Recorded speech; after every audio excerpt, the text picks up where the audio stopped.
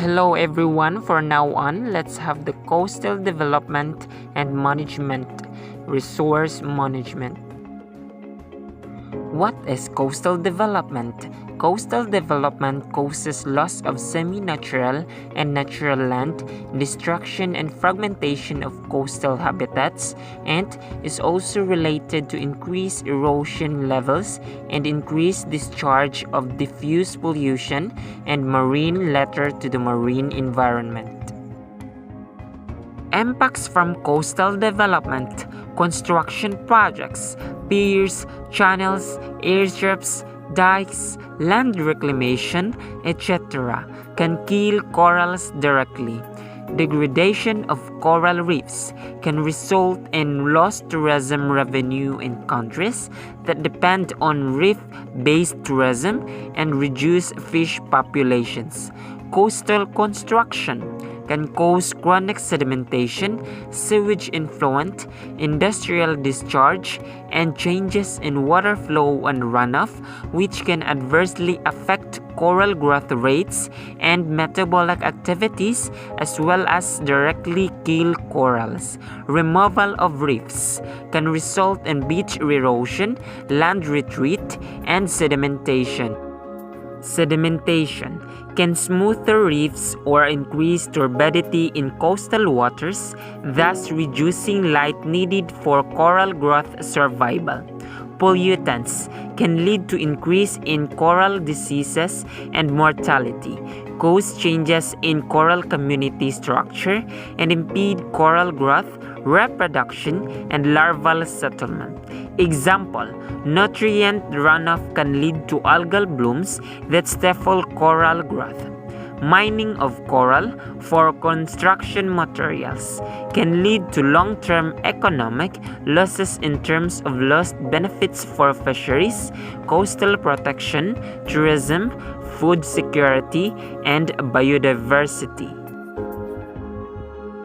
According to Alex Jackson, it's becoming increasingly important for councils and governments to start managing coastlines in order to protect them from increasing coastal erosion and flooding due to alternating sea levels.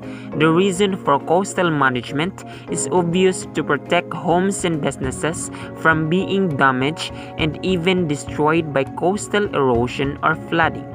Failure to do so can have severe economic and social effects, especially along coastlines, which are used for tourism and industry, pretty much all of them. When engaging in coastal management, there's 4 key approaches that can be taken. First, hold the line, where existing coastal defenses are maintained, but no new defenses are set up. Second, advance the line. New defenses are built further out in the sea in an attempt to reduce the stress on current defenses and possibly extend the coastline slightly. Third, retreat the line or surrender. Move people out of danger zones and let Mother Nature unleash take control. Fourth, do nothing, the easy option. Deal with the effects of flooding and erosion as they come or just ignore them. This is generally what happens in areas where there's no people, and so nothing of value to the government to protect. Like most engineering schemes in geography, there's hard and soft coastal engineering.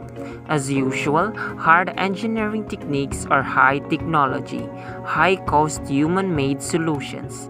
They do little to work with nature, and sustainability is a key issue with them, despite their initial sign of success. Soft engineering techniques are low-tech, low-cost solutions that work with nature to reduce erosion. They're nowhere near as effective as hard engineering techniques, but they're far more sustainable. Coastal management are important for many different reasons and for different groups of people. People try to protect some areas from erosion, but this can have negative impacts as well as positive. The way the coast is managed can cause conflict. There are two types of coastal management. These are hard and soft engineering. Hard engineering. This involves building structures to protect the coast. So we have here the seawall. Advantages: protects the area behind the wall, helps prevent flooding.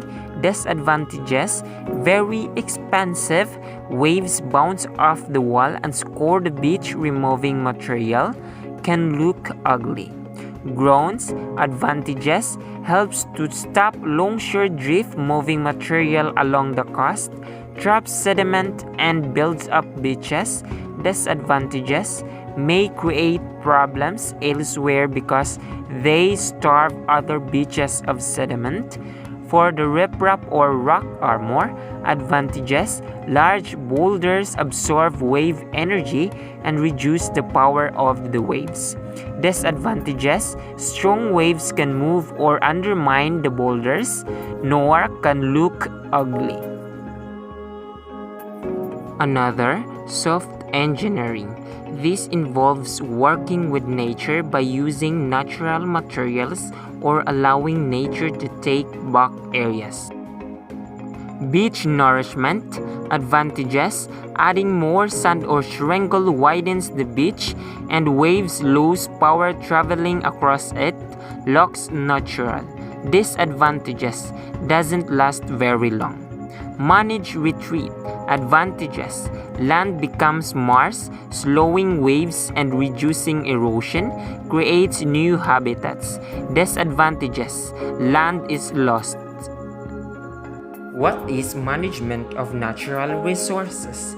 Management of natural resources refers to the plan of action related to renewable and non-renewable resources. Natural resources like land, soil, water, plants and animals are affected by global warming, overpopulation, industrial expansion, and other related reasons. Why is management of natural resources important? Following are the reasons why the management of natural resources is important. First, to maintain a balance in the ecosystem. Second, to avoid further destruction of the environment. Third, to avoid overconsumption of the natural resources. What are the 3 R's of waste management? Following are the 3 R's of waste management: reduce, reuse, and recycle. Reduce refers to smart purchasing of the products. The best way to reduce waste is by not producing waste. Following are the ways to reduce. First, avoid using disposable products like paper cups and plates, straws. Instead, switch to reusable products. Second, check for the durability of the products. Third, stop asking for carrying bags at shops. Instead, carry cloth bags. Reuse refers to using products that are economical and also environmental friendly. Following are the ways to reuse: donate or sell old clothes, electrical appliances, furniture, etc. Reuse the paper and plastic bags. Recycle refers to reusing of the products to get creative and buy products. Following are the ways to recycle: recycling used papers to make paper bags, purchasing products that can be recycled and also that are recycled. Need to manage natural resources. Here are the reasons why we need to manage our natural resources. First, everything that we use today: food, clothes, house, vehicles, fuel, notebooks, furniture, cooking gas, utensils, toys, roads, etc. are obtained from resources on the earth. Second, A significant portion of the energy which we use today is obtained from the non-renewable sources. This implies that once they are used up, they cannot be replenished. The most important source of non-renewable energy used extensively is the fossil fuels, which have taken millions of years to be formed.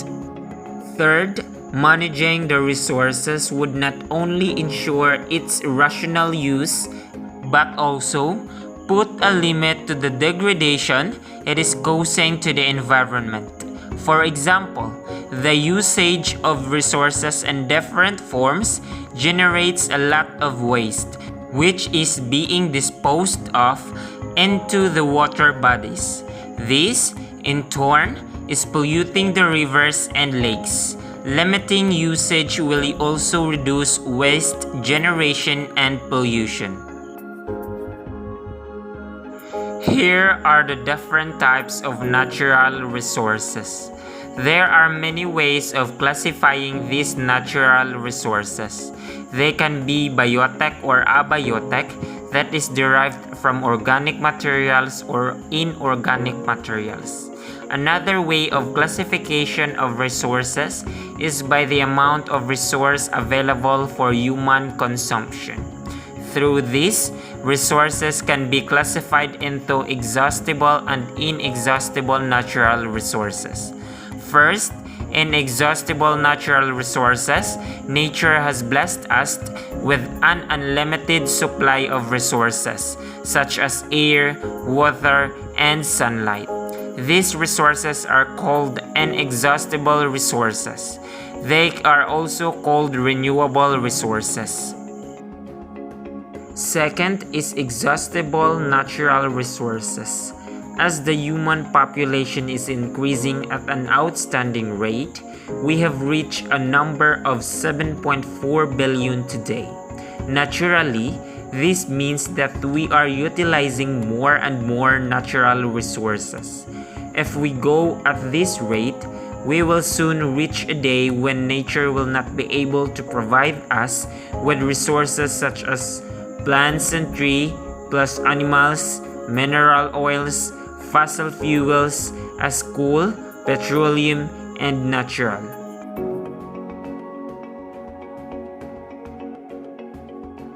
So here it is, water is one of the most important natural resources, and of course soil, timber, salt, oil, natural gas, coal, iron, biocide forms, helium, and of course lastly the copper. Okay, that's all for today's discussion. Thank you. Hope that you've learned a lot with my discussion. God bless.